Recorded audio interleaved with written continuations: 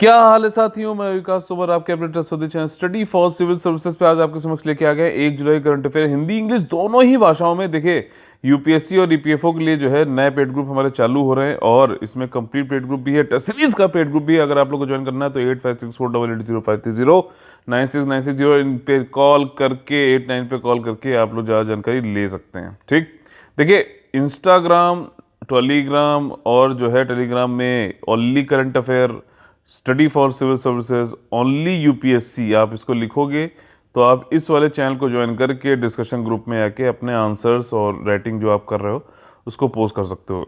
ठीक, इंस्टाग्राम के लिए हमारा जो हैंडल है वो है study for civil dot services. यहाँ पे जो पीडीएफ पेड होती हैं उनकी पिक्स भी हम प्रोवाइड करते हैं। देखिए, टॉपिक्स जो प्रीलिम्स और मेंस के लिए इंपॉर्टेंट हो सकते हैं आज के, वो है ये वाले कि हमारे 1 साल का एक्सटेंशन मिल गया वेणुगोपाल जी को, जो कि अटॉर्नी जनरल है। ठीक, आर्टिकल नंबर 76।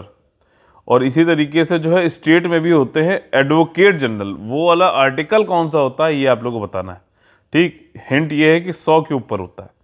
और अगला टॉपिक है कि यूरोपियन यूनियन ने वैक्सीन पासपोर्ट प्रोग्राम चालू किया है नया। ठीक है, थर्ड वाला जो हमारा टॉपिक है, गवर्नमेंट ने जो है अब चौथी जो है वैक्सीन भारत में इमरजेंसी यूज के लिए नॉट दे दिया, मतलब हाँ बोल दिया है। उसका नाम है मॉडर्ना। पहले से कौन कौन सी है? कोविशील्ड, कोवैक्सीन और स्पुतनिक। ठीक, इसके बाद जो है इकोनॉमिक रिलीफ पैकेज एक और आया है कोविड की जो सेकेंड वेव थी उससे निपटने के लिए। अभी जो है वित्त मंत्री जो हैं हमारे निर्मला सीतारमन जी, उन्होंने निकाला है। आखिरी जो हमारा टॉपिक है काफी इंपॉर्टेंट, इन्वायरमेंट से, बर्नडी वाइल्ड लाइफ सेंचुरी या फिर वन्य जीव अभयारण्य आसाम का। ठीक, आज का काफ़ी ज़्यादा इंपॉर्टेंट जो टॉपिक है, जो डे है, वो है नेशनल डॉक्टर डे। ठीक, राष्ट्रीय चिकित्सा दिवस। राष्ट्रीय है, ध्यान रखना, राष्ट्रीय है, अंतर्राष्ट्रीय नहीं है। ठीक, 1 जुलाई को क्या होता है? राष्ट्रीय चिकित्सक दिवस, डॉक्टर।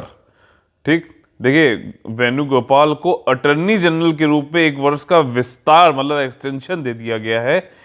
वेणुगोपाल जी से पहले कौन थे? मुकुल रोहतगी जी थे। ठीक, ये अटॉर्नी जनरल ऑफ इंडिया है। अब इसको क्या होता है कि ये फर्स्ट लॉ ऑफिसर होते हैं यूनियन गवर्नमेंट या फिर सेंट्रल गवर्नमेंट के फर्स्ट लॉ ऑफिसर।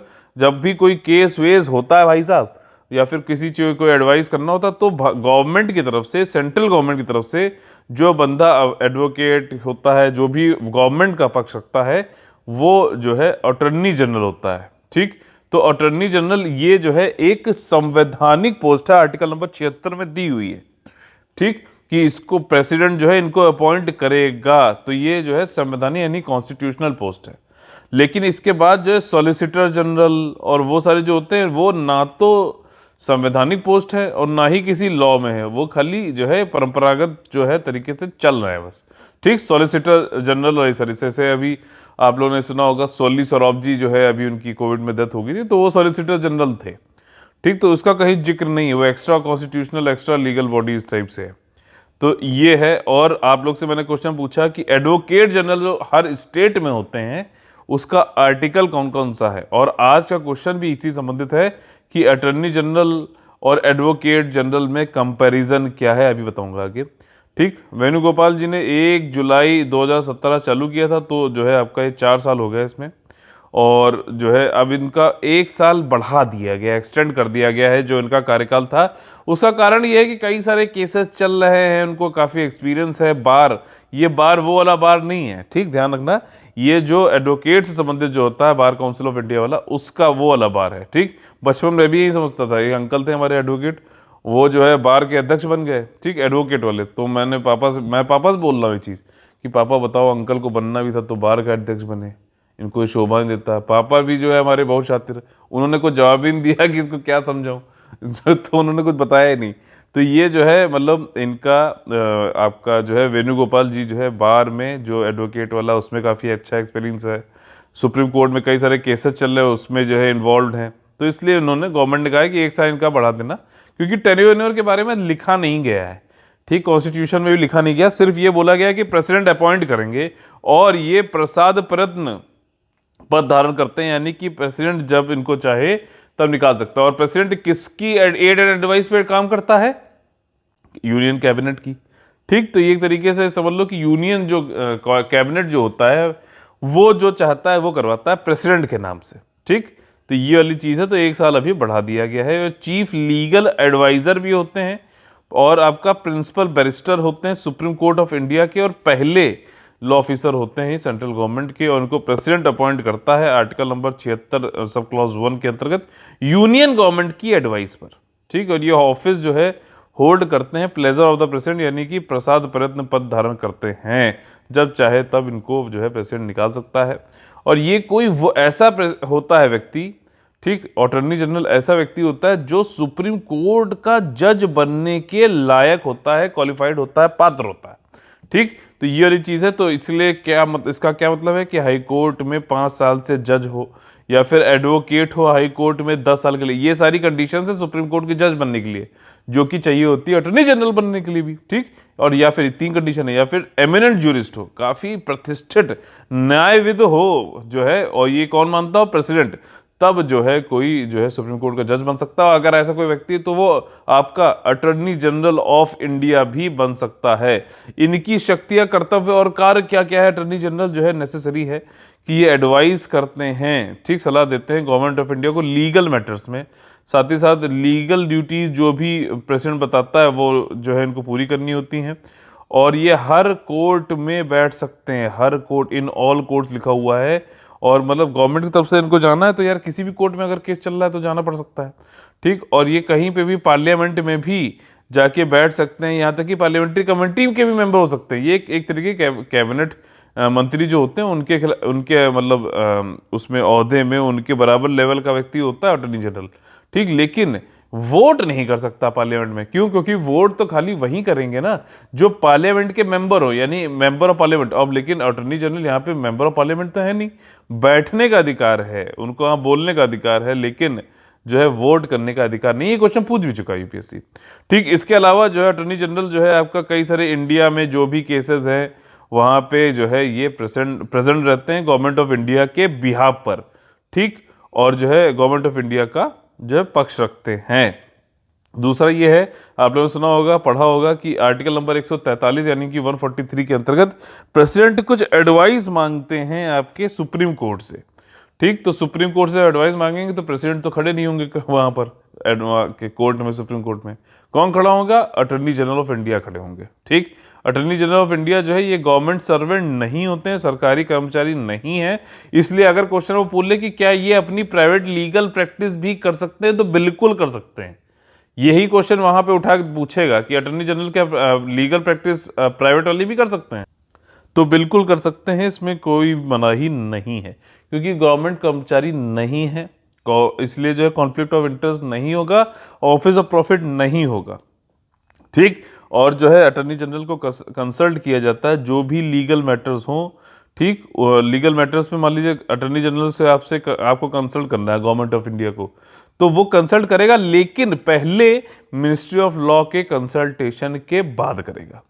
ठीक, तो ये थोड़े से जो है डीप वाले पॉइंट्स हैं जिसपे यूपीएससी क्वेश्चन बना सकता है। ठीक, समझ में आ गया ना पूरा?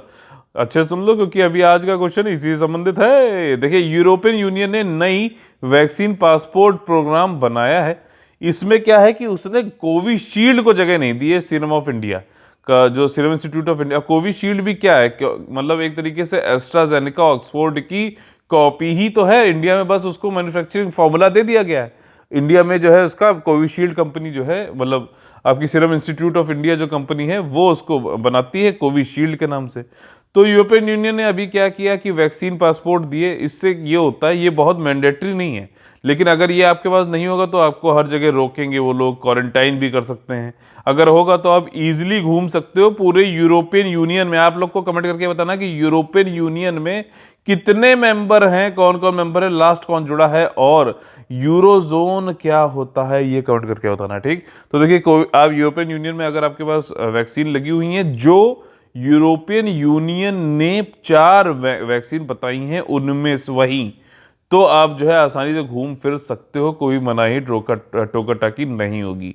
लेकिन आपका ये कोई मैंडेटरी नहीं है, तो आपको फिर क्वारंटीन हर जगह जो है वो पूछेंगे, आरटीपीसीआर रैपिड टेस्ट कराओ, ये करो वो करो, तो थोड़ी सी जो है ज़्यादा जो है फ्रिस्किंग ज़्यादा होगी। ठीक, फ्रिस्किंग जानते हैं ना, तो ये है कि आपको जो है ज़्यादा पूछताछ, ज़्यादा रोकना, ये सारी चीज़ें। तो ये है। अब इसमें क्या था कि कोविशील्ड ने उन्होंने कहा कि हमने, हालांकि उन्होंने वैक्सीन दी है जो एस्ट्राजेनेका की ही है, ऑक्सफोर्ड एस्ट्राजेनेका की है, लेकिन वो उन्होंने कोविशील्ड को नहीं दिया, क्योंकि हर कंपनी जो अलग अलग है, जो एस्ट्राजेनेका ऑक्सफोर्ड की रेप्लिका बनाती है, तो उसको अप्लाई करना पड़ता है। तो सीरम इंस्टीट्यूट ऑफ इंडिया ने अप्लाई नहीं किया था, इसलिए यूरोपियन यूनियन ने, यूरोपियन मेडिसिन एजेंसी ने अप्रूव नहीं किया वैक्सीन पासपोर्ट प्रोग्राम के अंतर्गत कोविशील्ड वाली वैक्सीन को। ये पूरी बात है, ठीक।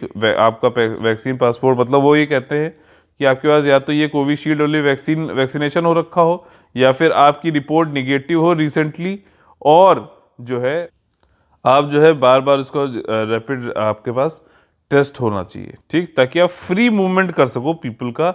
यूरोप में आ भी सकते हो, आसानी से जा भी सकते हो। अब जिन लोगों ने भारत में, मान लीजिए कई लोग बिजनेस करते हैं, यूरोपियन यूनियन में जाना चाहते हैं, उन्होंने कोविशील्ड लगवा रखी है, ठीक। तो अब ऐसा तो है नहीं कि ये वैक्सीन उठा के वो कहेंगे यार जो यूरोपियन यूनियन ने अलाउ करी वो उठा के मेरे लगा दो, ठीक। तो कोविशील्ड लगी हुई है तो वो जा नहीं सकते, उनको रोका जा सकता है कई जगह, तो इसलिए दिक्कत हो रही है। अब ये इसको ग्रीन पास बोला जा रहा है, ग्रीन पास, ठीक। मणिपुर ग्रीन पास क्या था अभी रिसेंटली न्यूज़ में, तो ये मतलब आपका ट्रेवल को ईज कर देगा यूरोपियन यूनियन में, ठीक।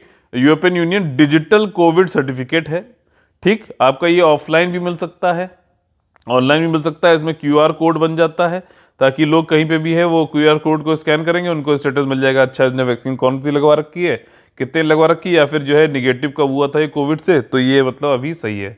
तो ये वाली चीज़ें हैं। रिस्ट्रिक्शन जो है करंटली जो है कई जगह नहीं होगा, अगर आपके पास जो ये वाला सर्टिफिकेट होगा तो, ठीक। आपको वैक्सीनेशन हो गया हो या फिर निगेटिव टेस्ट रिजल्ट आ गया हो, वायरल का इन्फेक्शन नहीं होना चाहिए, ठीक। जितनी भी ये डॉक्यूमेंट जो है, जितनी भी यूरोपियन यूनियन की कंट्री है, सब में वैलिड होगा। और इसमें इन्फॉर्मेशन देखिए क्या क्या है, नाम है, आपका जन्मदिन है, आपका जो है कब इशू हुआ है, कौन सी वैक्सीन लगी है, निगेटिव टेस्ट रिजल्ट कब आया है, रिकवरी कब हुई है। नेशनल अथॉरिटी जो भी यूरोपियन यूनियन के जो कंट्रीज़ हैं, वो इस प्रोग्राम को, इस डॉक्यूमेंट को जो है इशू कर सकते हैं। टेस्ट सेंटर, हेल्थ अथॉरिटीज़, ये सारे क्यूआर कोड होता है, स्कैन करके आसानी से आप जो है इसको ले सकते हैं। ये जो है आपको डिजिटल और पेपर फॉर्मेट दोनों में मिल सकता है। यूरोपियन कमीशन ने डिज़ाइन इसको इस तरीके से किया है कि आप इसको यूरोपियन यूनियन में कहीं पे भी सत्यापित करा सकते हैं, ठीक। ग्रीन पास जो है क्या कंपलसरी है? नहीं, ये कंपलसरी नहीं है। बस ये है कि अगर आपके पास ये होगा, ये देखिए लिखा हुआ नॉट एब्सोल्युटली कंपलसरी, ये इसलिए यह बिल्कुल अनिवार्य नहीं होता है, तो आप हैसल फ्री जा आ सकते हो, ये वाली बात थी। और आपको अगर नहीं होगा आपके पास, तो भैया आपको जो है हर जगह ट्रेवल रिस्ट्रिक्शन होंगे, आप नहीं जा सकते हो कुछ जगहों पे, ये बोला जा सकता है, या फिर क्वारंटीन कर देंगे 14 दिन के लिए, ठीक। ये वाली बात है, ठीक है। आगे जो है कि विच आर द वैक्सीन, अच्छा कौन कौन सी वैक्सीन जो है इन्होंने अप्रूव करी है यूरोपियन मेडिसिन एजेंसी ने, देखिए ये है आपकी वैक्सजेवरिया, ये आपकी ऑक्सफोर्ड एस्ट्राजेनेका की ही है, जो कोविशील्ड भी है, लेकिन Covishield serum institute of India के द्वारा बनाई जा रही है, और सीरम इंस्टीट्यूट ऑफ इंडिया ने इस पे अप्लाई नहीं किया था, इसलिए नहीं है ये। इसके अलावा जो है फाइजर की है, स्पाइवैक्स है, मॉडर्ना की, और जैनसन है जो है कि जैनसन है ये, ठीक। तो ये वाली इन्होंने लव करी, जिन्होंने ये वाली लगवा रखी होगी उन्हीं को हैसल फ्री जा आ सकते हैं। 3 इंडिया में, भारत में जो अप्रूव करी गई थी, और अब चौथी कर दी गई है। अगला टॉपिक हमारा वही है, कोविशील्ड कोवैक्सीन स्पुतनिक वी के बाद में, सॉरी, आपका आप कौन सी आ गई है, मॉडर्ना की आ गई, जिसको सिप्ला इंपोर्ट करके करेगा। अभी अगला टॉपिक वही है, उसके बारे में पढ़ेंगे अच्छे से। वाई कोविशील्ड क्यों इंक्लूड नहीं हुई है, वैक्सजेवरिया जो है वो भी तो आपकी एस्ट्राजेनेका की ही तो है, लेकिन फिर भी कोविशील्ड को लिस्ट में नहीं लिया गया है। वो इसलिए है क्योंकि हर जो मैन्युफैक्चरर है, अलग अलग निर्माता जो है, उसको ईएमए के लिए अलग से अप्लाई करना पड़ता है अप्रूवल के लिए, ठीक। और जो है अभी कोवैक्सीन, ये तो कोविशील्ड की बात होगी, इसलिए उसको नहीं मिला। और दूसरा कोवैक्सीन जो है उसको WHO से ही अभी अप्रूवल नहीं मिला है। जब WHO से ही अप्रूवल नहीं मिला है, तो आपका यूरोपियन यूनियन वाले जो अपने मेडिसिन एजेंसी वाले हैं, तो उसके लिए अप्लाई ही नहीं कर सकता कोवैक्सीन। ये वाली बात है। समझ में आ गई पूरी चीज। अगला जो हमारा टॉपिक है वो है गवर्नमेंट ने मॉडर्ना को इमरजेंसी यूज नॉट दे दिया। अब देखिए ये चौथी वैक्सीन बन गई है भारत में कोविड से संबंधित, जिसको जो है इमरजेंसी यूज के लिए आपका drug controller general of India ने ग्रांट कर दी है परमिशन। अब इसको क्या है कि सिप्ला इंपोर्ट करेगा, आयात करेगा बाहर से आपका, ठीक, और कोविड 19 की वैक्सीन को, और फिर इसको यूज करेगा इंडिया में। ये इसकी इफेक्टिविटी वो काफ़ी अच्छी है, 95% तक है। तो अब लोग जो है काफ़ी इस पे हाथ मारने के चक्कर में रहेंगे कि यार काश ये वाली लगा लेते। और मॉडर्ना वाली जो है ज़्यादातर देशों में वो भी है, अलाउड भी है फिलहाल, तो मॉडर्ना लगवाना। लेकिन ये इंपोर्ट कर रहा है तो महंगी होगी, देखिएगा आप। मॉडर्ना को अप्रूवल दे दिया गया है और ये चौथी वैक्सीन बन गई है और भारत में। और ये इसलिए देखिए अब काफ़ी गवर्नमेंट जो है प्रोएक्टिवली काम कर रही है पहले से। वो कोई मतलब अब जो है थर्ड वेव से निपटने के लिए पहले से जो है तैयार रहना चाहती, कोई ये क्राइसिस मैनेजमेंट नहीं करना चाहती, जो कि ये बहुत ही अच्छी बात है। मॉडर्ना वैक्सीन जो है वर्क कैसे करता है, देखिए इसमें क्या होता है, जब आपको बॉडी में ये वैक्सीन इंजेक्ट करी जाएगी, इंजेक्शन कर दिया जाएगा, तब ये जाके जो वैक्सीन जो है में आपका पार्टिकल्स जो है वो जाके आपके सेल से चिपक जाएंगे, हमारे जो सेल्स हैं, ठीक, कोशिकाओं से।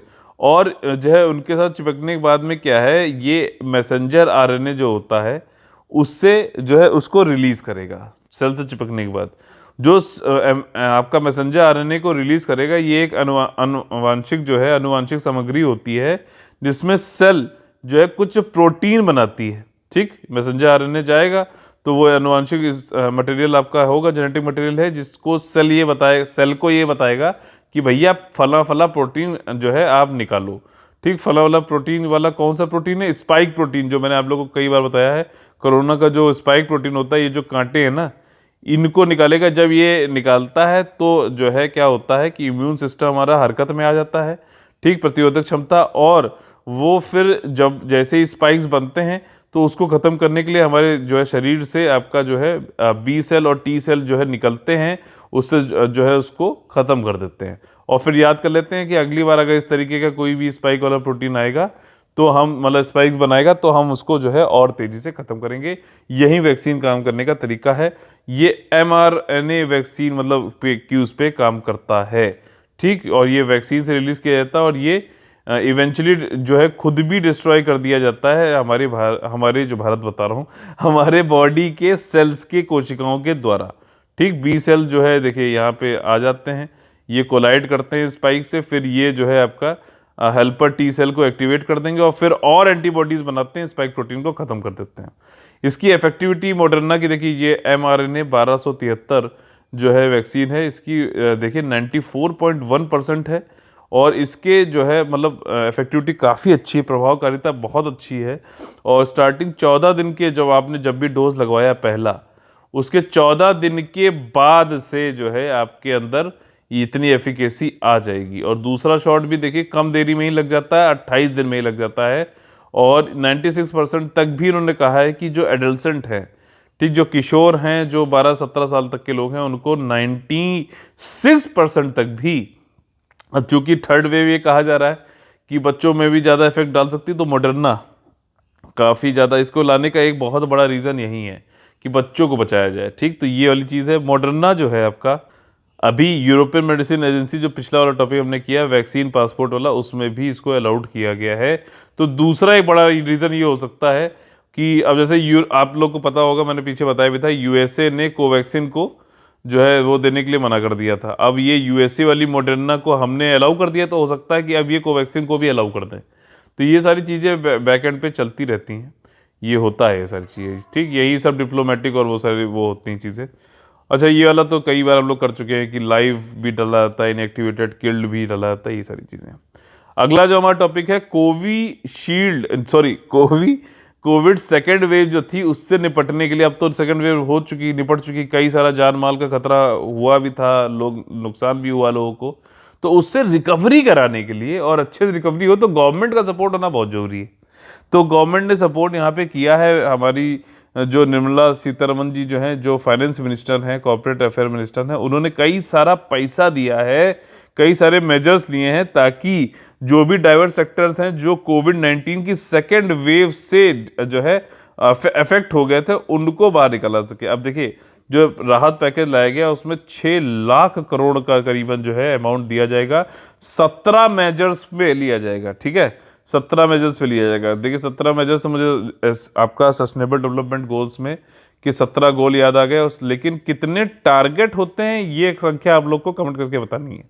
ठीक, अब इन 17 स्कीम में से 8 मेजर्स तो ऐसे हैं जो कि कोविड के 19 की वजह से जो बिजनेस अफेक्ट हो गए हैं, या फिर जो पीपल जो है जो परेशान हो गए, जिनको आर्थिक रूप से जो है नुकसान हुआ है, उनको हेल्प प्रोवाइड करेगा। 17 में से 8 तो स्पेसिफिक इसके लिए है।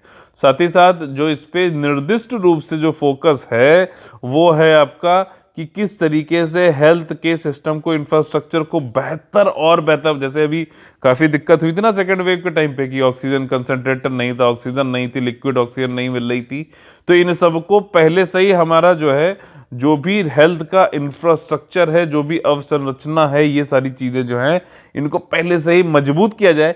और इसके अलावा देखिए ट्रैवल टूरिज्म के सेक्टर को रिवाइव किया जाए। इसके लिए भारत ने अभी इस वाले में क्या किया है कि पहले 5 लाख जो टूरिज्म से संबंधित जो वीज़ा होंगे उनको निःशुल्क देने की बात करी गई है। ठीक, इन मेजर्स को अगर आप क्लब करो तो 3 ब्रॉड कैटेगरी में क्लब किया जा सकता है। देखिए ये इंपॉर्टेंट है, वहाँ पे अगर मान लीजिए पूछा जाएगा प्रशासनिक रूप से गवर्नमेंट ऑफ इंडिया ने क्या क्या स्टेप लिए, तो आपको ये लिखना पड़ेगा। ठीक, तो 3 ब्रॉड कैटेगरी है जिसमें मेजर्स को आप रख सकते हो। पहला है कि महामारी से आर्थिक राहत, इकोनॉमिक रिलीफ। दूसरा है कि जो पब्लिक सार्वजनिक स्वास्थ्य को सुदृढ़ बनाना, संवर्धन करना। और तीसरा है इम्पेटस देना, आपका मतलब विकास और रोजगार को के लिए प्रोत्साहन देना। ठीक, रिलीफ मेजर्स देखिए कई सारे यहाँ पे दिए गए हैं। हेल्थ 50,000 करोड़ तक का क्रेडिट गारंटी। अच्छा देखना यहाँ पर कई जगह गवर्नमेंट जो पैसा दे रही है तो डायरेक्टली अनुदान नहीं है, ध्यान रखना, अनुदान नहीं है, वो ये कह रही है कि क्रेडिट गारंटी करेंगे। अब क्रेडिट यानी कि लोन, यानी कि ऋण कौन देगा, बैंक देंगे। ठीक, लेकिन गवर्नमेंट ये कह रही है कि बैंकों आराम से दो, आप लोन दो। ठीक, कोई टेंशन मत लेना, हम पीछे बैठे हुए हैं। तो गवर्नमेंट एक तरीके से पीछे बैठ के जो है एक ट्रस्ट और एक जो है आपका कि बैंक जो है कतराए नहीं लोन देने से, तो उसको बढ़ावा देना चाहती है, उसको बल देना चाहती है। देखिए यहाँ पे, और इन्होंने ये भी कहा है कि इंटरेस्ट रेट यानी कि ब्याज की जो दर है वो कैप्ड है, करीबन 8% से ऊपर नहीं आ सकता है। और कई जगह जैसे यहाँ पे emergency credit line guarantee scheme है, इसमें 1.5 लाख करोड़ तक का पैसा दिया जाएगा। तो ये emergency credit line guarantee scheme है। गारंटी कौन ले रहा है, गवर्नमेंट ले रही है, गवर्नमेंट ऑफ इंडिया ले रही है कि आप इमरजेंसी यानी कि आप जो है किसी को ऋण चाहिए तो दो। और इसके लिए जो ब्याज है वो तो बहुत ही कम है, 8 तो मैक्सिमम है, यहाँ तो 2% तक ही है, तो सॉफ्ट लोन भी दिए जाएंगे। ठीक, और ये सारी चीज़ें अब इसको विस्तार में देख लेते हैं। डिटेल ये है कि 1 लाख करोड़ करीबन तो गवर्नमेंट स्कीम ने दिया जाएगा आपका कोविड-19 के लिए। ठीक, और आपका 50,000 करोड़ जो है हेल्थ सेक्टर के इंफ्रास्ट्रक्चर को अच्छा करने के लिए, और 60,000 करोड़ जो है बाकी जगह पे। ठीक, क्रेडिट लाइन इमरजेंसी आपका जो ऋण लाइन गारंटी स्कीम है वो पार्ट है आत्मनिर्भर भारत पैकेज का, और इसको जो है 1.5 लाख करोड़ तक इसको एक्सटेंड कर दिया गया है। इसके अलावा एक नई क्रेडिट गारंटी स्कीम भी लाई गई है जिसमें कि स्मॉल बोरोवर्स जो होंगे उनको लोन दिया जाएगा। किसके द्वारा, माइक्रो फाइनेंस इंस्टीट्यूशंस के द्वारा। ठीक, माइक्रो फाइनेंशियल जो होते हैं सूक्ष्म जो वित्तीय संस्थान होते हैं उनके द्वारा दिया जाएगा। और इसमें क्या होगा कि आपका जो है 1 से 1.25 लाख रुपए तक आपको जो है दिया जाएगा किसी इंडिविजुअल्स को लोन। और रेट ब्याज दर देख रहे हो, सिर्फ 2% से भी कम होगा, जैसा कि आरबीआई ने बोला था। और नई स्कीम लाई गई है टूरिज्म के लिए। इसमें यह है कि जो वित्तीय सहायता है, फाइनेंशियल सपोर्ट है, वो 11,000 रजिस्टर्ड टूरिस्ट गाइड वाइड जो होते हैं हमारे, और travel and tourism stake holder जो है उनको 11,000, और बाकी लोग को जो है वित्तीय सहायता दी जाएगी। इसके अंतर्गत जो है टीटीएस, जो ट्रैवल टूरिज्म स्टेक होल्डर हितधारक जो है, इनको करीबन 10 लाख तक का लोन मिलेगा और लाइसेंस टूरिस्ट गाइड जो है उनको 1 लाख रुपए तक का लोन मिलेगा। अनुदान नहीं है, पहले फिर से इस पे बोल दे रहा हूँ क्योंकि क्वेश्चन वहां पे अगर आपने इस लोन वर्ड पे ध्यान नहीं दिया और वहां पे ग्रांट उसने चुपके से चिपका दिया तो आप मार करके आ जाओगे कि 1 लाख तक का ग्रांट देगा, नहीं, लोन मिलेगा। ठीक, कुछ ब्याज के साथ पैसा आपको वापस करना पड़ेगा। ठीक, अगर आप नहीं कर पाते तो गवर्नमेंट ऑफ इंडिया ये गारंटी ले रही है कि बैंक को तुम चिंता मत करो, हम पैसा दे देंगे। ये वाली बात है। तो कई लोग तो समझ रहे हो ना, यही देंगे ही नहीं फिर वो वंस टूरिस्ट, क्योंकि उनको पता है अगला इलेक्शन आएगा तो वो फिर से जो लोन जो है माफ़ी हो जाएगी।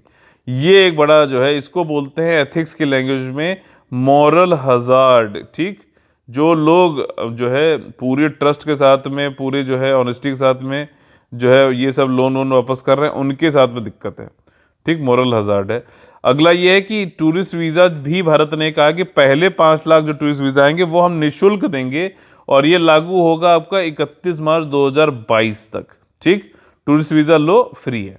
आपका आत्मनिर्भर भारत रोजगार योजना को बढ़ा दिया गया है। इसमें जॉब क्रिएशन मतलब वहीं रोजगार को बढ़ावा देंगे और रिस्टोरेशन कराएंगे। जून 30 से 2021 से लेके, यानी जो कल था, से लेके 31 मार्च 2022 तक इसको बढ़ाया गया है। ठीक, आपका जो है आपका फ्री जो है फूड ग्रेन्स प्रोवाइड किए जाएंगे, मुफ्त अनाज मुहैया कराया जाएगा। आपका कब से? मई और से लेकर नवंबर 2021 तक फ्री। ठीक, कौन सी योजना के अंतर्गत? प्रधानमंत्री गरीब कल्याण अन्न योजना। ठीक, अन्न योजना ये जरूरी है, यानी कि फूड योजना। और पब्लिक हेल्थ को बढ़ावा अच्छा देने के लिए चाइल्ड एंड पीडियाट्रिक केयर, मतलब चिल्ड्रंस की जो है केयर होनी चाहिए। थर्ड वे में चिल्ड्रंस को भी लपेट सकता है कोविड, इसलिए देखिए चिल्ड्रन पे पहले से ही काफ़ी जो है काम किया जा रहा है, ये अच्छी बात है। और 21 क्लाइमेट रेजिलियंट और bio fortified special varieties of crops. ठीक, आपकी जो Indian council of agriculture research जो है, ठीक, ICAR, इसने जो है 21 क्लाइमेट रेजिलियंट, यानी कि बहुत गर्मी, आजकल देखो कितनी गर्मी हो रही है, तब भी ये वाली जो फसल है ये इनको कोई दिक्कत नहीं है। और बायो फोर्टिफाइड मतलब कुछ ऐसी जो उसकी आनुवंशिक यानी कि जेनेटिक मटेरियल में कुछ ऐसा चेंजेस करना है। मान लीजिए कोई प्रोटीन है जो कि इंपॉर्टेंट है और नहीं है किसी फसल में, तो उसको जो है पहले ही सीड में ही ऐसा बना देंगे कि जब वो उगे तो उसमें ऑलरेडी वो हो। ठीक, दूसरा फोर्टिफिकेशन फूड फोर्टिफिकेशन होता है। उसमें क्या होता है, जैसे कि सॉल्ट है, NaCl हुआ, सोडियम क्लोराइड, उसमें आयोडीन जोड़ दिया आपने, बाद में जोड़ा। ठीक, लेकिन बायोफोर्टिफाइड में क्या होता है कि जब फसल उगती है नेचुरली तो उसमें ही हम उसके जेनेटिक स्ट्रक्चर को चेंज करके, कोई मिनरल प्रोटीन नहीं होता है तो वो उसमें नेचुरली ही प्रोड्यूस हो जाता है आपका फसल के साथ में। ठीक, बाद में नहीं किया जाता है। अगला जो इसमें जो पैकेज में दिया गया, रिवाइवल पैकेज में नॉर्थ ईस्ट के लिए दिया गया है, एग्रीकल्चर मार्केट जो मार्केटिंग कॉरपोरेशन के लिए दिया गया है। ठीक, आपका उत्तर पूर्वी भारत में कृषि विपणन निगम को दिया गया है, इसमें 77.545 करोड़ रुपए। खैर पैसा इंपॉर्टेंट नहीं है, किस लिए दिया गया है कि वहाँ की जो है वित्तीय रिस्ट्रक्चरिंग ऑफ फंड इन्फ्यूजन, मतलब पैसा पहुंचाया जा सके। अगला है नेशनल एक्सपोर्ट इंश्योरेंस अकाउंट दिया जाएगा। ये मतलब एक्सपोर्ट आप करते हो कोई चीज़ तो आप एक्सपोर्ट में मतलब ये है कि इंश्योरेंस है, दिया गया है कि आप जो है पैसा जो भी लगा रहे हो अगर नहीं दे पाते हो तो इंश्योरेंस है, जो है बैंक को पैसा वापस मिल जाएगा, 5 साल के लिए फाइनेंशियल सपोर्ट दिया जाएगा।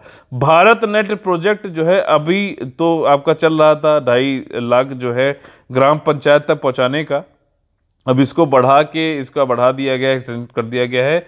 ब्रॉडबैंड कनेक्टिविटी अब इसको ऑल रिमेनिंग विलेजेस जो है वहां पे भी पहुंचाया जा सके, उसके लिए 19,000 करोड़ रुपए जो है आवंटित किए गए हैं। प्रोडक्शन लिंक्ड इंसेंटिव स्कीम, कई बार मैंने आप लोग से ये पूछा भी है, प्रोडक्शन लिंक्ड इंसेंटिव स्कीम में बताइए कौन कौन से सेक्टर्स में काम हो रहा है।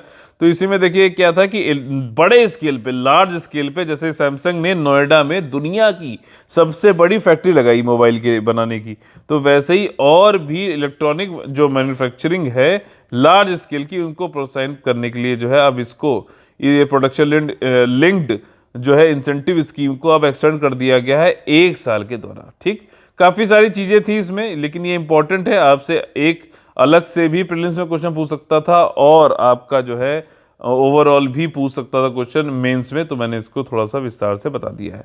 अगला जो हमारा टॉपिक है वो है बरनाडी वाइल्ड लाइफ सेंचुरी, वन्य जीव अभयारण्य है ये आसाम में। अभी क्या हुआ है कि world wild life fund for nature WWF India ने यहाँ पे पाया कि भैया यहाँ तो टाइगर्स भी हैं।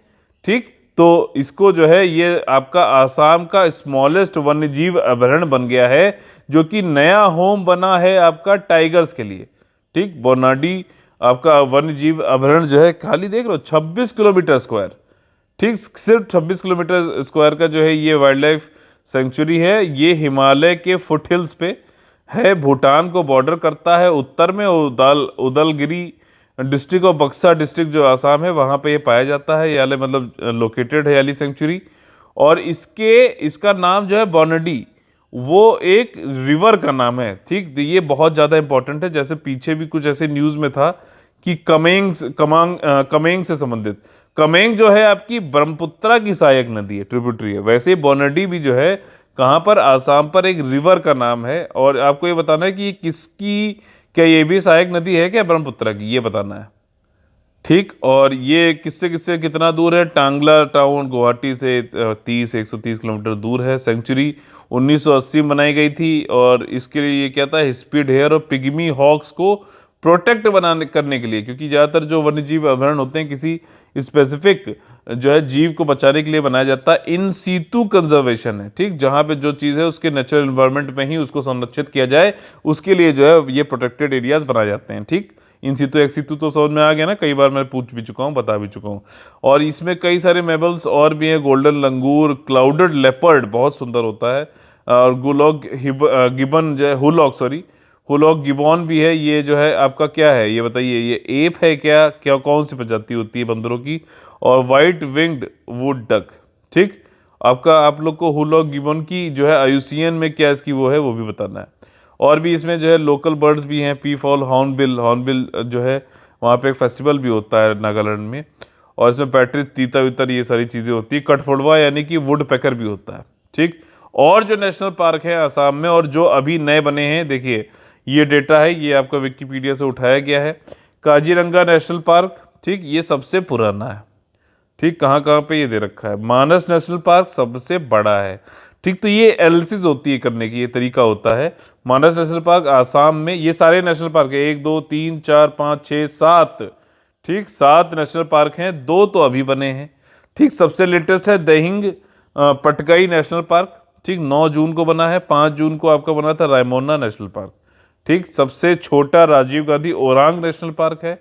सबसे बड़ा मानस नेशनल पार्क है। सबसे पुराना काजीरंगा नेशनल पार्क है। सबसे नया दिहिंग पटकई नेशनल पार्क है। समझ में आ गया? इस तरीके से एनालिसिस किया करिए पूरे इंडिया के लेवल पे। और आज का जो क्वेश्चन है daily UPSC mains general studies answer writing free practice में 1 जुलाई का क्वेश्चन नंबर 46, वो ये है कि एडवोकेट जनरल क्या होता है, हु मतलब कौन बनता है। ठीक, एडवोकेट जनरल कैसे बनता है, आपको ये सारी चीज़ बतानी पड़ेंगी इसमें।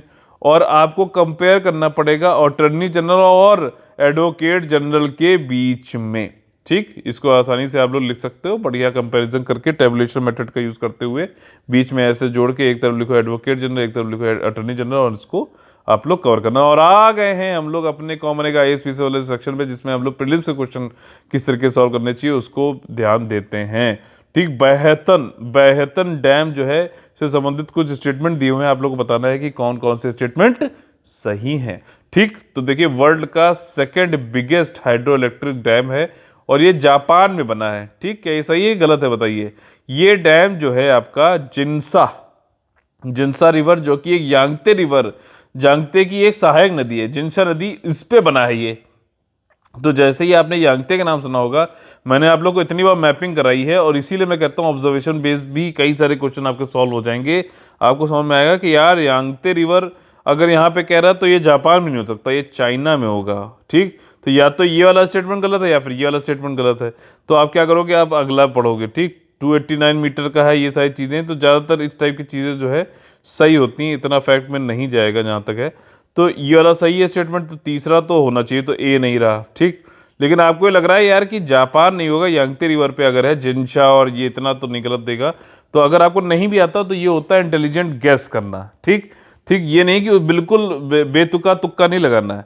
ठीक, आपको तुक्का ही लगाना है कि हाँ भाई इनमें से है। तो यहाँ पे चाइना पहला वाला गलत हो जाएगा, तो आंसर यहाँ पे सी हो जाएगा। ठीक, चाइना में ही ये है आपका दक्षिण पश्चिमी जो है चाइना में बनाया जा रहा है हाइड्रो इलेक्ट्रिक डैम है और दुनिया का second biggest hydro electric dam है आपका मंडे, ये चाइना में बनाया गया, गवर्नमेंट ने अनाउंस किया है। और दुनिया का जो बिगेस्ट हाइड्रो इलेक्ट्रिक डैम है वो भी चाइना में ही है, जिसका नाम है थ्री गॉर्जेस डैम।